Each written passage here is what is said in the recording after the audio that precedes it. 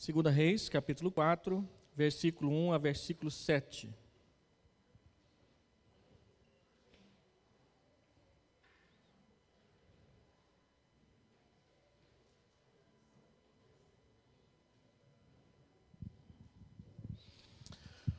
Nesse mês de julho, nas oportunidades que eu estou aqui à frente, nós estamos fazendo exposições sobre a vida de Eliseu. Há 2 domingos atrás, falamos sobre porção dobrada do Espírito, que foi quando Deus levou Elias através de um redemoinho para estar em sua presença, e Eliseu assumiu o ministério de continuar o ministério de Elias.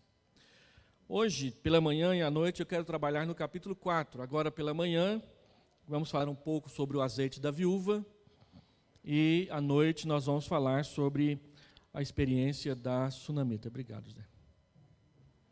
Deixa esse aí, eu vou precisar dele. Obrigado.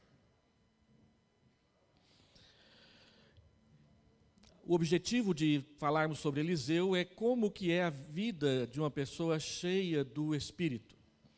E convido então a lermos: certa mulher, das mulheres dos discípulos dos profetas, clamou a Eliseu dizendo: meu marido, teu servo, morreu, e tu sabes que ele temia ao Senhor. É chegado o credor para levar os meus 2 filhos para lhe serem escravos. Eliseu lhe perguntou: que te hei de fazer? Dize-me o que tens em casa. Ela respondeu: tua serva não tem nada em casa, senão uma botija de azeite.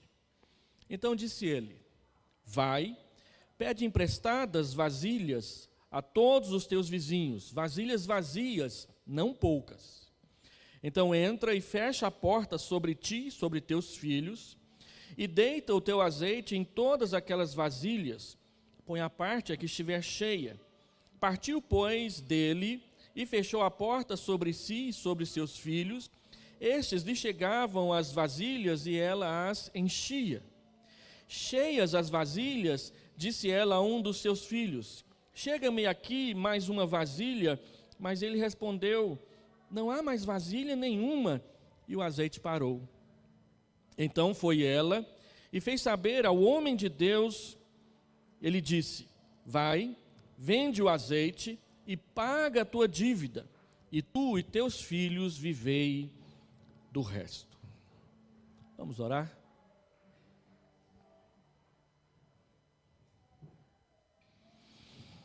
Deus querido, Pai amado, nós queremos pedir ao Senhor orientação para que a palavra nessa manhã seja bênção na vida de todos os irmãos e irmãs aqui presentes, bem como daqueles e daquelas que nos acompanham pela internet na transmissão. Que a Tua palavra, Senhor Deus, desperta o nosso coração. Que a Tua palavra encha a nossa alma e habite ricamente dentro dela. Que a Tua palavra, Senhor Deus, nos inspire, nos eleve, nos fortaleça e nos desafie a viver uma vida mais consagrada a Ti. Vem, Senhor Deus, estender a Tua mão sobre nós. Nós carecemos muito da bênção do Senhor. Em nome de Jesus nós te pedimos. Amém. Meus irmãos, pregar sobre Eliseu é basicamente falar sobre o que significa ter uma vida cheia do Espírito Santo. E nós aprendemos, lendo as Escrituras, que quem é cheio do Espírito Santo não vive para si mesmo, mas vive servindo as pessoas ao seu redor. Eu estava lendo enquanto me preparava para essa exposição bíblica, e um autor dos que eu li, ele disse o seguinte: assim como João Batista, ele veio no espírito de Elias para preparar o ministério de Jesus, nós observamos que há muitas relações entre o ministério de Eliseu e o ministério do Senhor Jesus Cristo. Na forma de ensinar, na forma com que fazia os seus milagres, ajudando as pessoas, na forma como andava de um lugar para o outro, a fim de anunciar o Evangelho do Senhor Jesus. Se você prestou atenção quando leu o Evangelho de Lucas, no capítulo 3, ele diz no versículo 14, que quando o Senhor Jesus saiu do deserto após aquele período de tentação, ele saiu no poder do Espírito Santo para realizar todo o seu ministério e toda a sua obra. O ministério de Eliseu não foi um ministério curto, ele profetizou e trabalhou ali, especialmente no Reino do Norte, por mais de 50 anos. Ele começou o seu ministério ali, talvez no meio do ministério, no meio para o fim do ministério de Acabe, pois Deus havia dito a Elias que ele deveria ungir o sucessor de Acabe, e todos conhecem a história de Acabe, até quem está assistindo a tal da novela Jezabel, qualquer momento desse ele está morrendo, e o ministério de Eliseu começa ali nos preparativos para que Acabe deixasse de ser rei, ou nos acontecimentos finais do reinado de Acabe para a mudança de reinado. E olhando uma cronologia bíblica, Acabe começou a reinar por volta do ano 874 a.C., e ele morreu no ano 853 a.C. Os irmãos se lembram que antes de Cristo, os anos contam de trás para frente, ou seja, do mais alto para o mais baixo. Depois dele veio Acasias, de 853 a 852, reinou apenas um ano. Aí veio Jorão, que reinou de 852 a 841. Então aparece Jeú, e quem vai ungir Jeú, rei sobre Israel, é o próprio Eliseu. Ele começa a reinar em 841 e vai até 814. Eliseu ainda é profeta no período de Jeocás, que reina de 814 até 798. E a Bíblia menciona que ele ainda atuou no início do reinado de Joás, de Judá, que começou a reinar em 796. Se você somar todos esses anos, vai dar 78 anos. É muito possível que ele tenha começado a profetizar ali no final do reinado de Acabe, que foi 25 anos, e tenha atuado provavelmente só no início do reinado de Joás, que foi um reinado longo. Então isso vai dar um ministério de mais de 50 anos para o ministério dele. O que acontecia naquela época?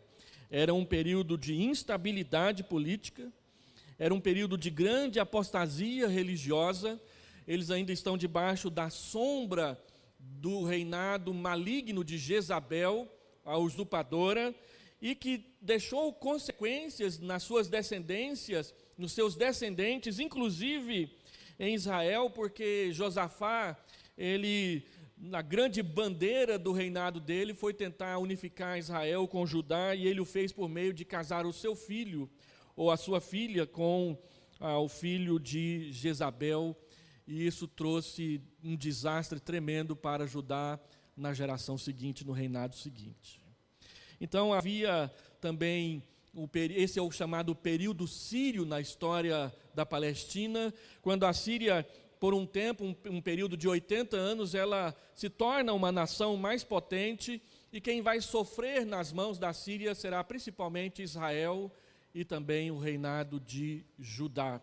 E esse período começa basicamente com o período em que Azael será rei da Síria e seus sucessores, e quem ungirá Azael como rei da Síria será o próprio Eliseu, obedecendo ao mandamento que Deus havia dado para Elias.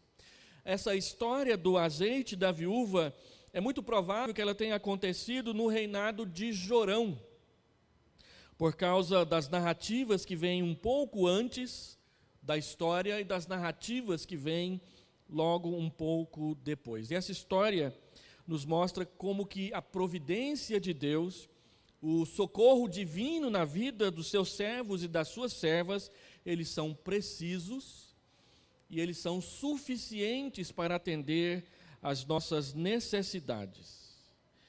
E eu gostaria então de gastar um tempo com os irmãos e as irmãs meditando sobre essa botija de azeite, que era a única coisa, ou único objeto de valor que aquela mulher tinha na sua casa logo após a morte do seu marido.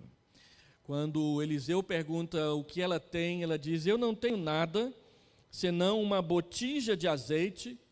E essa afirmação dessa mulher, que Deus vai usar para abençoá-la, mostra para a gente que o socorro providente de Deus, ele começa a fluir a partir do pouco que a gente tem. Deus não está preocupado com muito. Pode deixar apagada, aqui tem luz própria, obrigado. A história começa com o medonho desamparo da viuvez. A Bíblia fala várias vezes, em vários momentos, de que era obrigação do povo de Deus acudir as viúvas.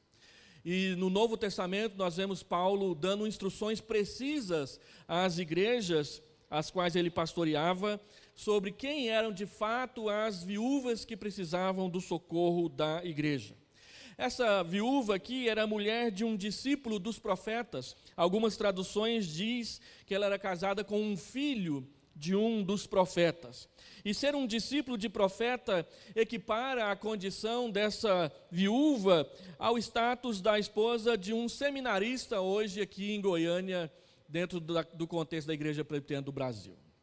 Alguém que está aprendendo o seu ofício, porque ele era discípulo de profeta, e que não tinha lá tanta fartura em casa, porque um profeta não tinha sequer qualquer mandamento na lei a respeito de como que deveria sustentar um profeta.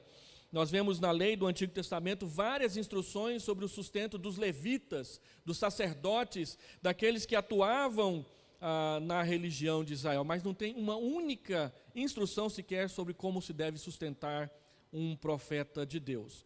O ministério profético, ele surge a partir de Samuel, exatamente porque o ministério sacerdotal estava em decréscimo. Havia muita corrupção, havia imoralidade no meio dos sacerdotes. Então Deus levanta profetas para chamar a nação ao arrependimento, obra e ministério que deveria ser dos sacerdotes e eles não estavam desenvolvendo. Então Samuel cria aquilo que nós conhecemos na história bíblica de escola dos profetas. Hoje em dia nós chamamos os seminários de escola de profetas. Era um seminarista com a sua esposa. E ele veio a morrer, e ele morreu com dívidas. É interessante observar que a mulher, quando chega diante de Eliseu, ela diz que ele era discípulo do profeta, ela diz que ele temia ao Senhor, e ela não diz sequer uma palavra desabonadora a respeito do seu marido que morreu e lhe deixou dívidas para pagar.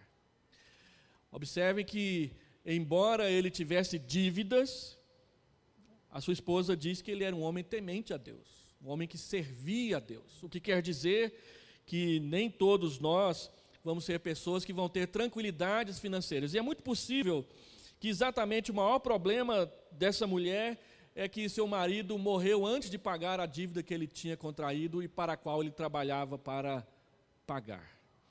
E naquela época, quando alguém falecia e tinha dívidas a pagar, os credores geralmente tomavam o seguinte procedimento: o primeiro olhava se ele tinha bens, se ele tinha terra, se ele tinha casa, se ele tinha fazenda, se ele tinha alguma coisa, algum patrimônio que pudesse ser dado para pagar a dívida. Não havendo patrimônio, eles então olhavam se ele tinha animais, se ele tinha gado, bois, se ele tinha ovelhas, se ele tinha cabritos, se ele tinha galinhas em casa.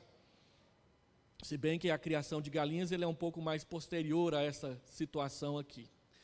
Mas, não havendo animais com que ele pudesse pagar a dívida, então os filhos eram escravizados para pagar a dívida da família. E eles deveriam trabalhar de graça para aqueles credores até que toda a dívida fosse paga. Em Israel havia um mandamento bíblico de que a cada 50 anos toda dívida fosse cancelada. Então, se alguém estava endividado e chegava o chamado ano do jubileu de 50 em 50 anos, naquele ano 50, toda dívida é cancelada e era obrigatório haver um perdão de dívida. Quem havia pegado terras em pagamento deveria devolver à família de quem havia pego. Esse é o maior programa e o programa mais eficaz de reforma agrária que o mundo já conheceu até hoje. Agora, esse sistema só funcionava bem quando havia uma liderança consagrada a Deus. E esse não era o caso nessa época. Então era possível que filhos fossem escravizados, trabalhassem a vida toda e ainda no ano do jubileu nada fosse feito para que aquilo fosse sanado. Então é possível você imaginar o desespero dessa viúva, uma dívida para pagar e os filhos sendo pressionados para serem levados para trabalhar como escravos. Nós não sabemos há quantos anos eles estavam do jubileu, podia ser no ano que vem, mas podia ser que o jubileu tinha sido ano passado, e eles teriam que trabalhar 40, 50, 30 anos para pagar a dívida do seu pai, porque a honestidade não era o costume nessas questões em muitas épocas da história de Israel. Então ela se vê desamparada na sua viuvez, e assim como o seu marido que temia a Deus, ela também temia, ela traz a sua causa diante de Deus. E logo de cara, esse texto nos ensina que nós não devemos ficar falando mal de falecidos.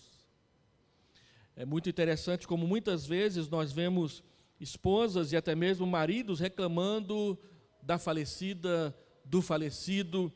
Ali na hora do sepultamento só tem elogio, mas passou um mês, 2 meses, começa a difamação daquele que não está presente. É interessante e é importante nós observarmos que, embora houvesse uma dívida, a dívida foi contraída pelo marido, a esposa em nenhum momento ela o difama, pelo contrário, ela usa o seu bom testemunho para pedir a Deus uma resposta e um socorro. Ela diz: olha, o meu marido era servo dos profetas, o Senhor sabe que ele era temente a Deus, e eu preciso da ajuda porque os credores vão levar meus filhos como escravos. Uma viúva sem filhos para sustentá-la é um desespero total. Não tem um marido e agora corre o risco de não ter sequer os filhos dentro de casa. Então ela pede ao Senhor, ela traz a sua aflição ao Senhor e ela apresenta o problema ao profeta. E Eliseu, que também é profeta, não é um homem rico, não é um homem cheio de bens, ele pergunta: o que eu posso fazer por essa mulher? E imediatamente após a sua pergunta, ele se volta para ela e ele pergunta: o que é que você tem em casa? O que é que você tem em casa? Como que um profeta poderia resolver os problemas dos outros? Ser cheio no Espírito Santo implica em discernir também em momentos como estes qual é a orientação de Deus para o momento. Eu imagino que Eliseu se lembrou de Moisés na presença de Deus. Deus diz para Moisés: vai lá libertar o meu povo, e ele diz: com o quê? Vocês se lembram? Deus se volta para Moisés e diz: o que é que você tem na mão? E ele diz: eu tenho uma vara. Então ele diz: com essa vara que você libertará o meu povo. Quem lê o Antigo Testamento, o Pentateuco, e é observador, observa que todas as vezes, quase sem exceção, em que Moisés fará um milagre, a Bíblia diz que ele pega a vara. Aquele bordão que ele tinha na mão, que era o bordão de um pastor, e Deus diz: é com ela que você fará os sinais. Eu penso que Eliseu se lembrou disso, e ele então, lembrando do que a Escritura diz, ele se volta para aquela mulher e diz: o que é que você tem em casa? E ela diz: não tenho nada, só tenho uma botija de azeite. Uma botija era um recipiente com uma pequena capacidade.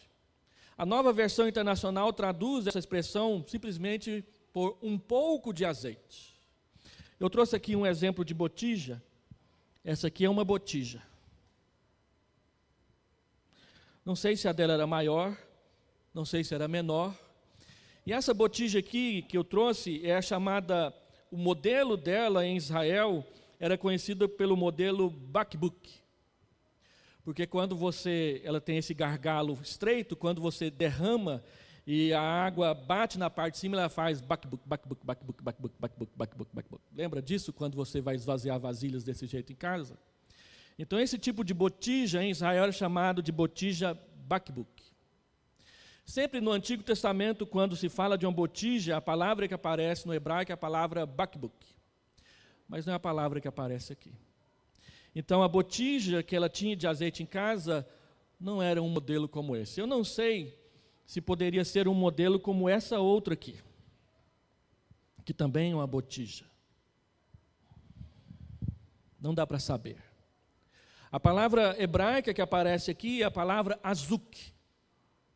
Nome bacana para você colocar naquela calopsita que você vai ganhar de Natal. E o que é interessante é que a palavra azuk só aparece nesse versículo na Bíblia inteira. Então, um dicionário bíblico de Strong, ele traduz essa palavra, a palavra azuk vem de zuk, que significa ungir. Então era uma botija que geralmente as pessoas colocavam dentro dela, era azeite mesmo. E ela remete não para botijas, mas remete para pequenos frascos, que poderia ser de vidro, que poderia ser de metal, mas como ela era pobre, com certeza deveria ser de barro, onde se guardavam pequenas quantidades de azeite dentro de casa. Por isso que eu pedi para o meu copo de plástico ficar aqui. É muito possível que ela não tivesse mais que meio copo desse aqui de azeite dentro da sua casa. O que você tem em casa? Eu não tenho nada. Eu tenho apenas um frasco de azeite. O texto não fala se era de 20 litros, mas poderia ser de 20 mililitros. Porque a palavra azuk, na literatura antiga, também era usada para frascos de perfume, pequenos frascos de perfume.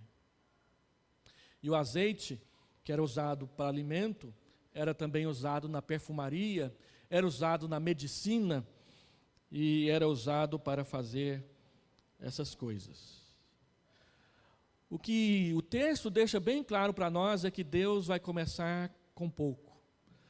Com muito pouco, com quase nada, a ponto de essa mulher, quando pergunta o que ela tem, ela diz, eu não tenho nada, apenas um pouco de azeite na minha casa.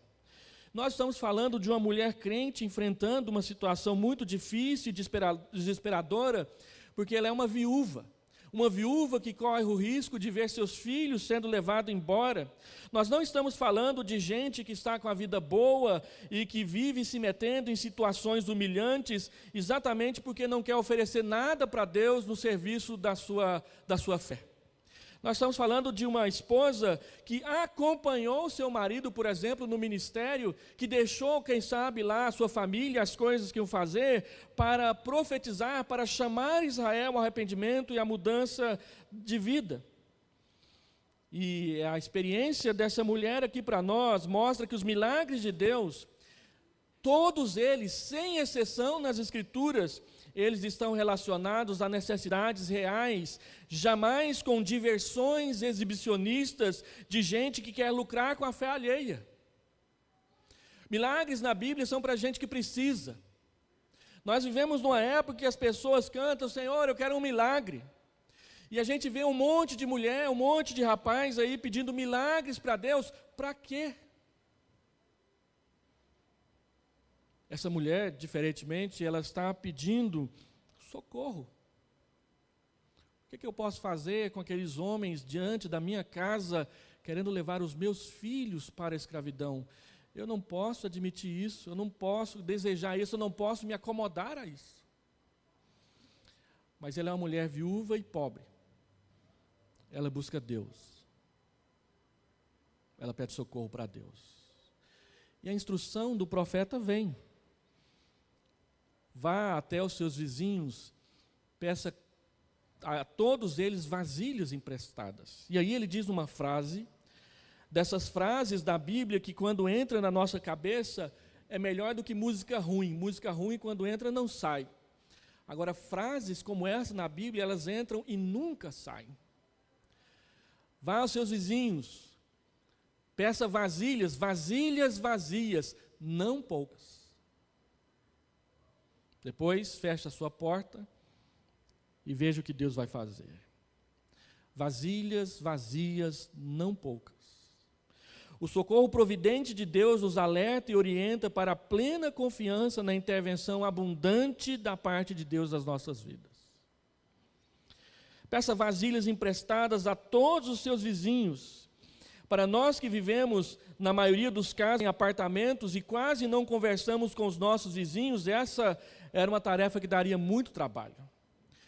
Eu moro há 6 anos no prédio. Toda vez que eu desço no elevador com o meu vizinho de porta, eu pergunto o nome dele e esqueço de novo. Eu não faço a menor ideia de qual que é o nome do vizinho de cima. E a vizinha de baixo, eu só sei o nome dela porque deu um vazamento e a gente teve que consertar, e aí eu tive que conversar bastante com ela. Até acertar a data, o jeito e como consertar lá o vazamento no apartamento dela. Foi até o João Donizete que arrumou o camarada para ir lá fazer o serviço, a dona Zélia. Conversar com vizinhos, para muita gente aqui nessa igreja, é uma complicação.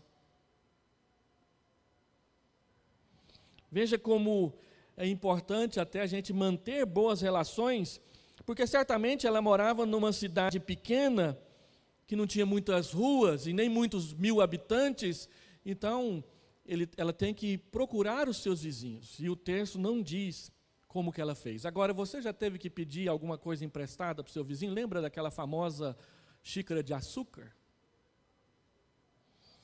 Como que muitas vezes nós somos recebidos pelos nossos amigos quando a gente vai pedir emprestado? Às vezes a pessoa diz que não pode. Às vezes as pessoas dizem que não tem. Às vezes a pessoa diz na cara dura, não vou emprestar. Eu tive um colega de seminário que pedia livro emprestado para todo mundo, mas não emprestava para ninguém. Tem gente que é assim. E são vizinhos. Deus deu uma tarefa e ela tinha que desenvolver a tarefa. E se ela fosse tímida?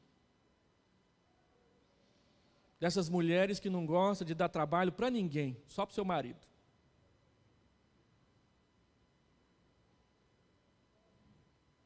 Sair de casa em casa pedindo vasilhas. E aí ela pede uma e ele empresta um caldeirão ali de 10 litros e ela pergunta, tem outra? Porque vasilhas vazias, não poucas. Ela tinha que conseguir o máximo de vasilhas que ela pudesse trazer para a sua casa. Isso nos ensina, irmãos, que a gente tem muita coisa para mudar no nosso jeito de conversar com as pessoas. Ela está vivendo um momento de desespero, Deus vai socorrê-la, mas ela tem tarefas para fazer. Ela tem que pedir vasilhas vazias. Ela não vai pedir uma xícara de açúcar emprestada, ela vai pedir a xícara sem açúcar. E aí, eu fico fazendo umas perguntas na minha cabeça. Quantas vasilhas caberiam numa casa pequena de uma viúva, de um seminarista? O tamanho que é essa casa? Provavelmente era um cômodo só, onde se fazia tudo. Eu fui pastor de uma viúva e seus 2 filhos que moravam numa casa de um cômodo só. Ali era cozinha, sala, quarto, e não tinha nem banheiro. Ficava atrás de uma cortina, uma vasilha que ficava lá para essas coisas. Foi a junta diaconal da igreja que construiu o 2º cômodo. Fomos nós que fizemos a fossa. E eu me lembro que eu contribuí dando uma telha para cobrir esse cômodo novo. Quantos vizinhos ela teria bom relacionamento que estivessem dispostos a ceder várias vasilhas da sua casa por um período que ela não sabe quantos? Já viu quantas vezes a gente recebe uma visita em casa, a pessoa leva uns quitutes, uns bolos, umas quitandas, e é meses para voltar? Aqui na igreja, a nossa cozinha direto tem que ficar fazendo conta das coisas, porque de vez em quando elas vão e demoram a voltar. E a gente precisa. Como que eu vou emprestar uma vasilha que eu preciso dela constantemente? E eu fico pensando, quantas vasilhas seriam possíveis conseguir? Seria possível conseguir? Porque o texto diz que não podiam ser poucas. Quantos litros de azeite poderia render uma única botija?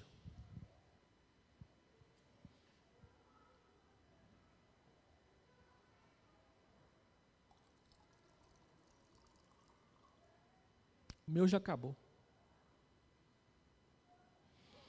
O que ela vai fazer com um copinho de azeite, com aquele mundaréu de vasilha que provavelmente ela conseguiu?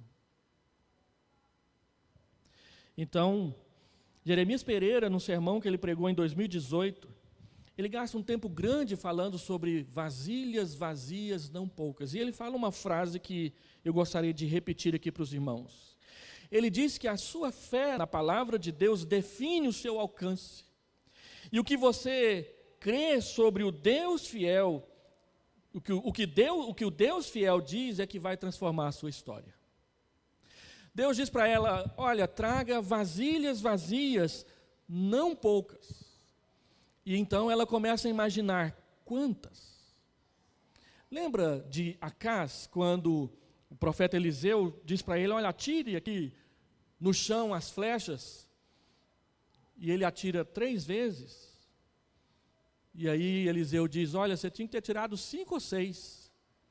Porque você atirou só 3 vezes, então você vai vencer só 3 vezes o exército sírio, não vai ter uma vitória completa sobre eles. Ou seja, ele achou que era uma bobagem esse negócio de atirar a flecha no chão, então eu vou atirar só 2 para o profeta não pedir de novo.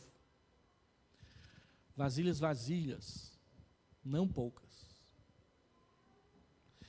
E ela conseguiu as vasilhas. A fé dela na palavra de Deus determinaria o quanto aquele milagre seria suficiente na vida dela. Por que que muitas igrejas crescem e outras não? Por que que muitos ministérios se desenvolvem e outros não? Por que que algumas pessoas realizam e outras não, e todas elas são igualmente crentes? Porque quando Deus diz, traga suas vasilhas vazias, elas dizem, estou com preguiça, estou com vergonha. Ah não, isso aí é lorota de pastor. É só conversa mole para tirar o foco do problema verdadeiro. Coisas que são possíveis passar pela cabeça de uma pessoa que recebeu uma instrução a respeito de uma necessidade. Mas o texto diz que ela creu na palavra, ela era uma mulher temente a Deus, e ela pediu aos seus vizinhos quantas vasilhas ela conseguisse, e ela então se fechou dentro da casa com os seus filhos e começou a derramar aquele azeite de uma vasilha para outra. Eu deixei isso aqui cheio antes, viu?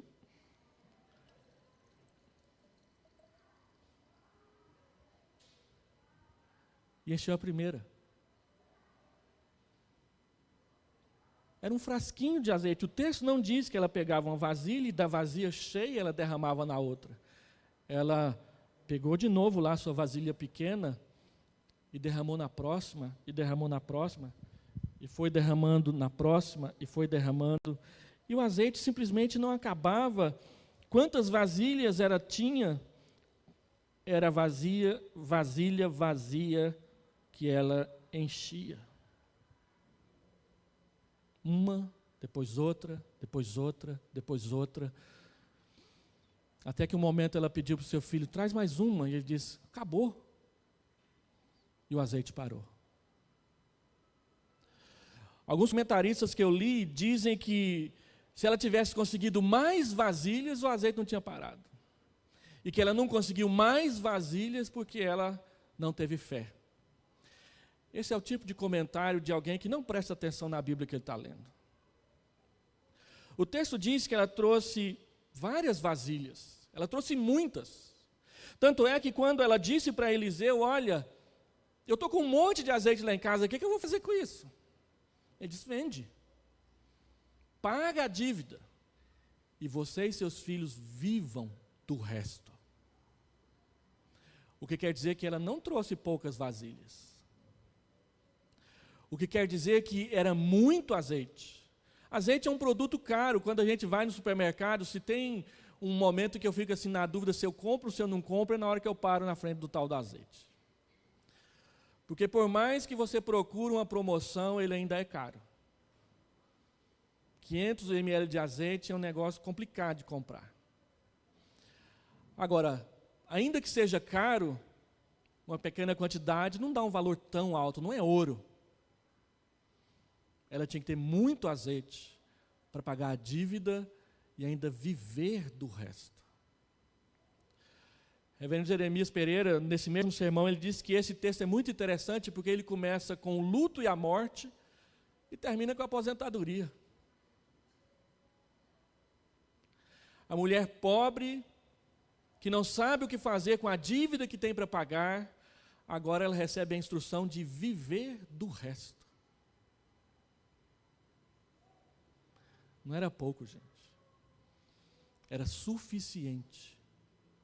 Na verdade, era mais do que suficiente, porque o azeite que ela derramou de uma vasilha para outra, pagou a dívida e ainda permitiu que ela e os seus filhos vivessem do resto por um bom tempo. Nós estamos falando de um milagre de Deus. Os milagres de Deus, eles têm a ver com a suficiência da sua graça na nossa vida. Ela não recebeu um milagre para poder esbanjar. Ela recebeu um milagre para usufruir e administrar.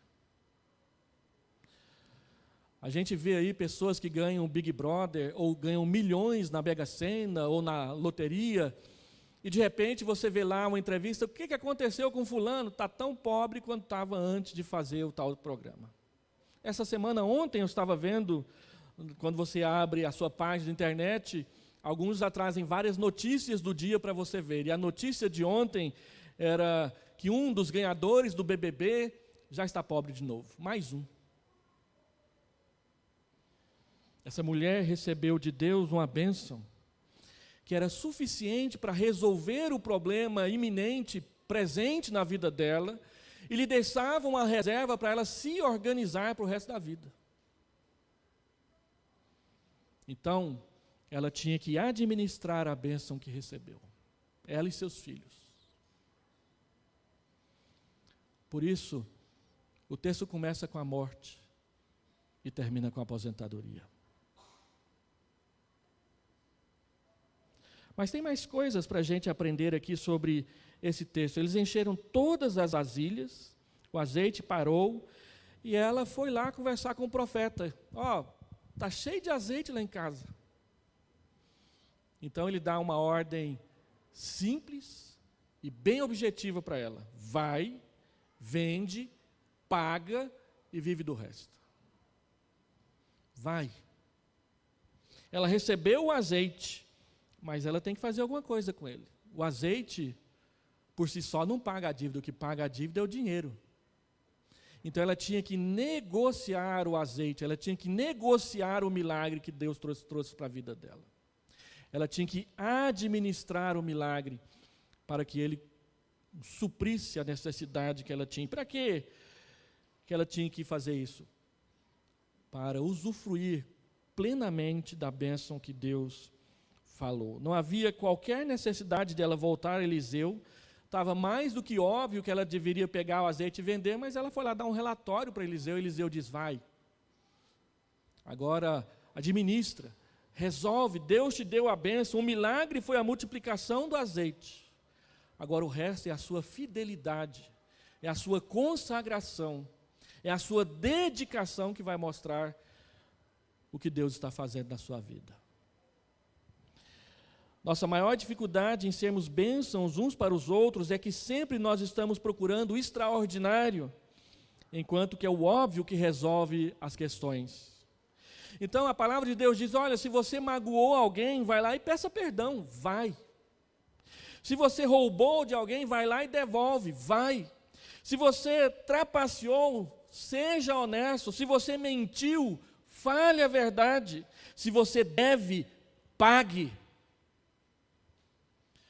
Porque tem gente que quando recebe o salário, em vez de pagar a dívida, vai lá e faz mais dívida. E depois fica reclamando na igreja que não consegue nem sequer dar dízimo para a glória de Deus. Mas está sempre aqui pedindo: Senhor, abençoa o meu emprego, me dá um trabalho novo. Mas e as suas obrigações para com Deus? Eliseu disse para ela: vai e paga. Ela poderia ter ido e comprado uma peruca, um vestido novo, mandado rebocar à frente da casa. Mas o mandamento é: paga a dívida, e do resto vocês vão viver. Vende o azeite. E ela tinha que saber para que serve azeite. Azeite serve para comida. Tem gente que sabe cozinhar e gosta de um bom azeite na hora de cozinhar. Faça negócio com esses. O azeite serve para medicina. Alguém vai machucar e o azeite era usado para untar machucados. Vocês se lembram no caso do bom samaritano? Ele derramou azeite no machucado, nos machucados daquele homem que foi assaltado. O azeite serve para perfumaria. Com certeza tem mulheres que querem ficar bonitas para os seus maridos e o tal do perfume. O reverendo Jeremias Pereira fala nesse mesmo sermão que um dia ele foi lá em Jerusalém e ele perguntou para uma vendedora lá: qual que é o melhor perfume que tem aqui? Essas que as israelitas gostam de usar para impressionar o marido. E aí a vendedora disse: Abishak. E ele falou assim: mas esse é o nome da mulher que deitou com Davi quando ele estava velhinho. E a vendedora disse: isso mesmo. É o nome do melhor perfume que tem em Israel. Negocie com perfumistas. E o azeite naquela época era usado como base de muitos perfumes.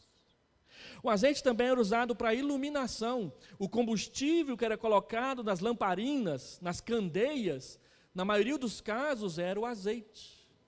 Então todo mundo precisa de luz na sua casa. Você quer azeite para colocar na sua candeia? Eu tenho para vender. O azeite também era usado para fins religiosos. Unção. A unção de sacerdotes, de profetas, era usado o azeite. Então, você tem muito azeite. Olha o tanto de coisa que você pode suprir vendendo o azeite que você tem na sua casa. E o texto diz: vai, vende, paga a dívida, prioridade para aquilo que foi o motivo da oração, da aflição, do pedido da intervenção de Deus na sua vida, e viva do resto. Esse texto nos ensina muita coisa a respeito de fidelidade. Nos ensina muita coisa a respeito de consagração. E nos ensina muito a respeito de por que e para que nós fazemos pedidos para Deus. Essa mulher é uma viúva, ela tem uma necessidade e ela leva essa necessidade para Deus. Não sei se você se lembra de Tiago, capítulo 4, versículo 2 e versículo 3. Tiago diz que muitas pessoas não recebem bênção de Deus porque não pedem. E muitos não recebem porque pedem mal. E ele explica o que é pedir mal. Ele diz que pessoas pedem mal porque quando pedem para esbanjar nos seus prazeres. Julgando que a amizade do mundo é mais importante que a amizade de Deus. Ou seja, pessoas que fazem pedidos a Deus para pousar de bacana, de gente boa, de gente fina, para as pessoas lá de fora do mundo.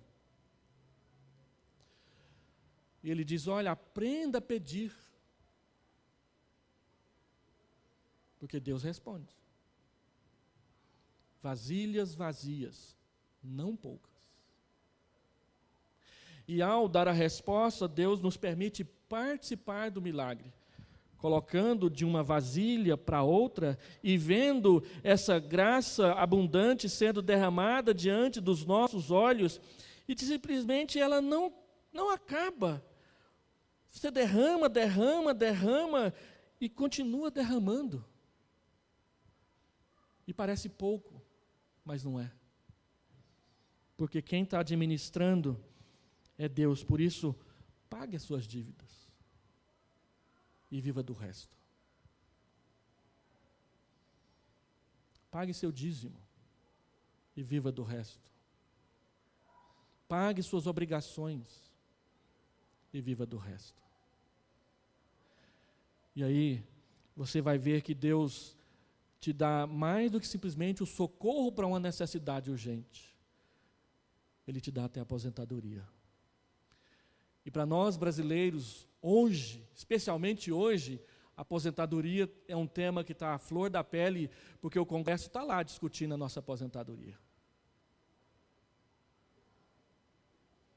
E muitos de nós não sabem como é que vai ser o amanhã. Mas Deus sabe. E Deus cuida. E Ele cuida particularmente, individualmente de você e as suas necessidades. Observe que não vai ser só a viúva que vai viver bem, ela e os seus filhos. Quem paga IPASGO sabe que o IPASGO só serve aos seus filhos até os 25 anos de idade ou até ele terminar a faculdade. Há poucos anos atrás, a Joyce chegou nessa idade e se casou. Ela não podia mais usufruir do nosso plano de saúde. Tu e teus filhos vivei do resto. Deixa eu fazer algumas aplicações para nós nessa manhã. Em primeiro lugar, aprenda, é algo que a gente precisa aprender. Aprenda a levar todas as suas aflições a Deus sem murmurações. Deus, eu estou vivendo esse problema. Leva para Deus. Mas leva sem aquela choradeira de sempre, porque o meu marido é um péssimo administrador, então eu venho aqui buscar o socorro do Senhor. Porque meu filho é um gastador, toda vez que ele fica hospedado lá em casa, a minha internet triplica, a minha energia duplica, e a água não sei quanto que dá. Leve suas aflições a Deus sem murmurações. Porque Ele faz muito mais do que a gente pede, ou até mesmo do que a gente pensa em pedir. E a Bíblia diz, fazei tudo sem murmurações nem contendas. E esse é um desafio grande para nós. Aprenda a levar suas aflições a Deus. Essa mulher, ela tinha uma aflição, ela não queria ver seus filhos escravizados, e ela foi até Deus e ela pediu. E ela não falou mal do marido, dizendo que a culpa da escravidão dos filhos era o marido que não pagou a dívida. Ela pediu socorro. E se lembrou que o seu marido era temente a Deus, e muito possivelmente ela aprendeu a temer a Deus junto com ele. Segundo, aprenda a prestar atenção nas instruções de Deus e a seguir à risca. Vá a todos os seus vizinhos. Peça vasilhas vazias, não poucas. Nós temos a tendência pecaminosa e demoníaca de reinterpretar as ordens de Deus. Deus diz para as mulheres, sejam submissas aos maridos. E ela diz, não é bem assim. Deus diz para os maridos, amem as suas mulheres, se sacrifiquem por elas. Está lá jogando bola, não quer nem saber das contas da casa. Deus diz para Saul, vai lá e destrua os amalequitas. Ele foi lá e trouxe o rei e o melhor das ovelhas para fazer um louvorzão para Deus. Que na verdade era para ele. Para que as pessoas o elogiassem, para que as pessoas o aplaudissem. Nós costumeiramente fazemos isso. Deus diz, faça assim, nós queremos fazer assado. Um dos lugares na vida da igreja, onde isso é mais claro, é na liturgia do culto, por exemplo. Como que a gente tem um comichão nos ouvidos e nas mãos para tentar mudar o jeito de fazer o culto? Para um culto que nos agrade, em vez de observarmos as instruções de Deus para fazer um culto que agrada a Deus. Davi caiu nessa. Davi achou que ele estava morando num palácio grande, que a arca de Deus estava numa tenda. Eu vou trazer a arca para Jerusalém, vou fazer um palácio para a arca. E não foi lá ler a Bíblia, não. Mandou fazer um carro novo e mandou colocar a arca da aliança em cima do carro novo. E o sumo sacerdote sabia que não era desse jeito e ficou calado e se deu mal. E no final das contas, um homem morreu e Davi não quis levar a arca para Jerusalém. A Bíblia diz que ele ficou desgostoso com Deus, porque ele desobedeceu a palavra de Deus. E lá em 2 Crônicas, quando ele resolve levar a arca, então ele diz, olha, a palavra de Deus diz que a arca deve ser levada assim, e Deus não abençoou da primeira vez, mas vai abençoar dessa porque vamos fazer do jeito que ele mandou. Se nós observarmos o que Deus diz, do jeito que ele diz, nós vamos colher as bênçãos das promessas de Deus. Mas enquanto a gente quiser alimentar essa mania de fazer do nosso jeito, de fazer diferente, nós não estaremos obedecendo a palavra de Deus. Aprenda a prestar atenção naquilo que você lê, naquilo que você ouve a respeito da palavra de Deus. E siga a risca. Deus vai te abençoar. Terceiro, aprenda que os milagres de Deus só fazem sentido se suprirem necessidades verdadeiras. Não desejos do coração. Eu quero ano que vem passar uma semana em Roma.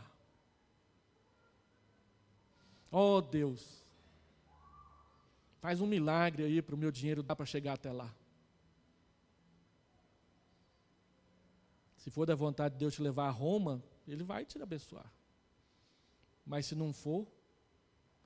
Eu fui pastor de uma moça que, naquela época, já tem mais de 30 anos que eu sou pastor, então, há 30 anos atrás, ser funcionário do Banco do Brasil era negócio. E os irmãos se lembram que tinha um concurso.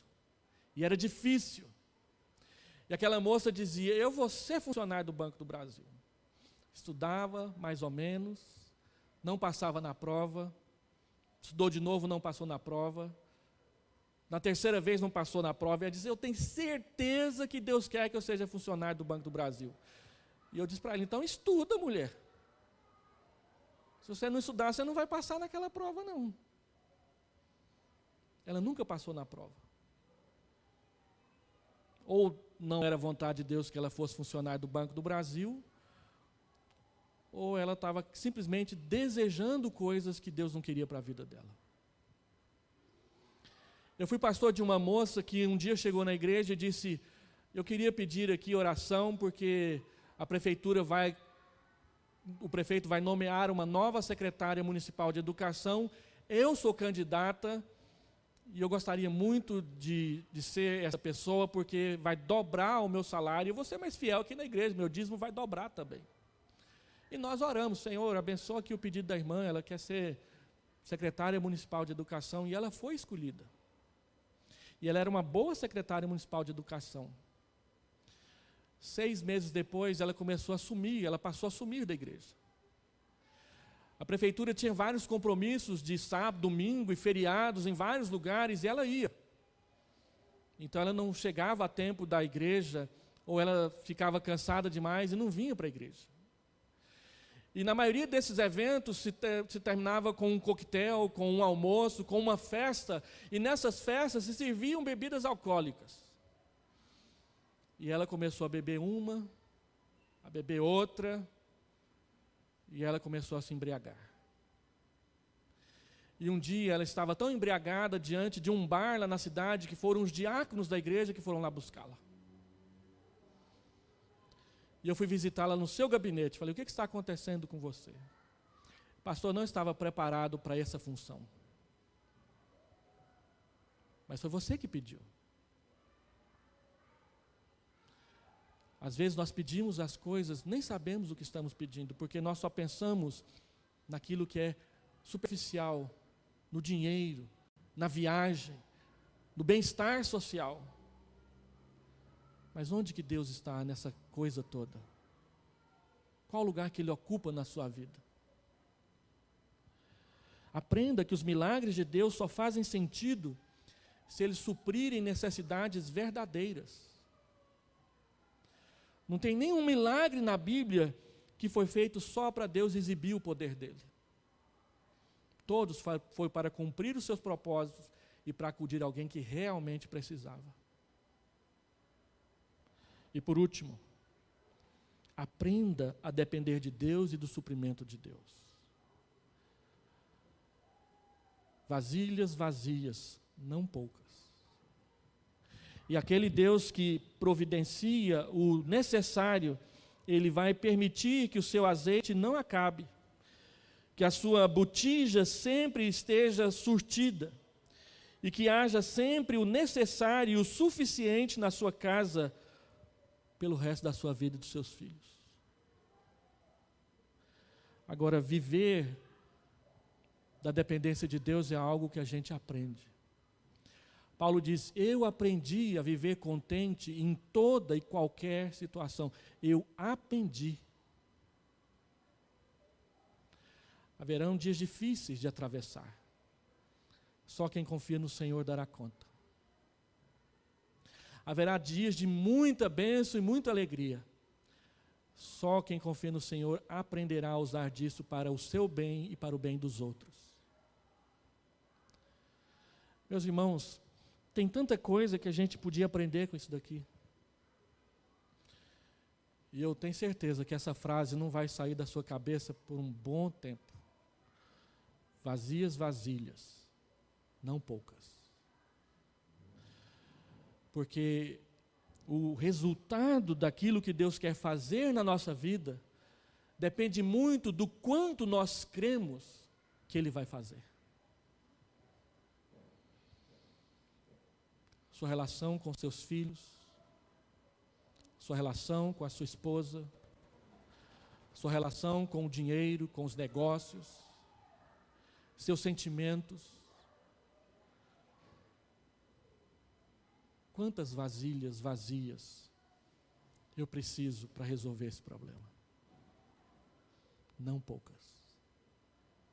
E aí o Deus que providencia todo o necessário e o suficiente, Ele vai encher cada uma delas,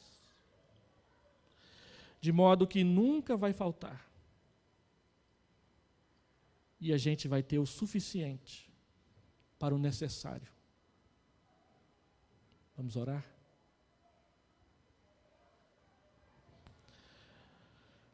Pai, aplica no coração da tua igreja a palavra do Senhor. Permita-nos, Senhor Deus, experimentar isso que Eliseu experimentou e foi instrumento do Senhor para que outras pessoas experimentassem, que a tua presença contínua na sua vida, enchendo, dirigindo, colocando as tuas palavras na boca para que a resposta fosse apropriada, fosse adequada, fosse aquilo que o Senhor quer e queria dizer para as pessoas. Enche, Senhor Deus, a nossa vida da tua presença, para que nós não tenhamos medo do futuro, nem do presente, para que nós não façamos escolhas erradas quando o Senhor nos mandar escolher, para que nós possamos, Senhor Deus, ver o suprimento da tua graça encher as nossas botijas vazias. Ó Pai de amor, dentro de cada alma, cada coração aqui presente, estão guardados e até mesmo escondidos coisas, situações, necessidades, dificuldades, aflições, que nem sempre temos coragem de compartilhar uns com os outros, mas que o Senhor vê, porque o Senhor vê tudo. Dá-nos, Senhor Deus, nessa manhã, condição, coragem e desejo de colocar essa situação, essa aflição, diante do Senhor, para que o Senhor diga o que fazer. E prepara a nossa alma e o nosso coração para obedecer às instruções que o Senhor nos dá. Venha andar conosco, Senhor Deus, porque nós carecemos.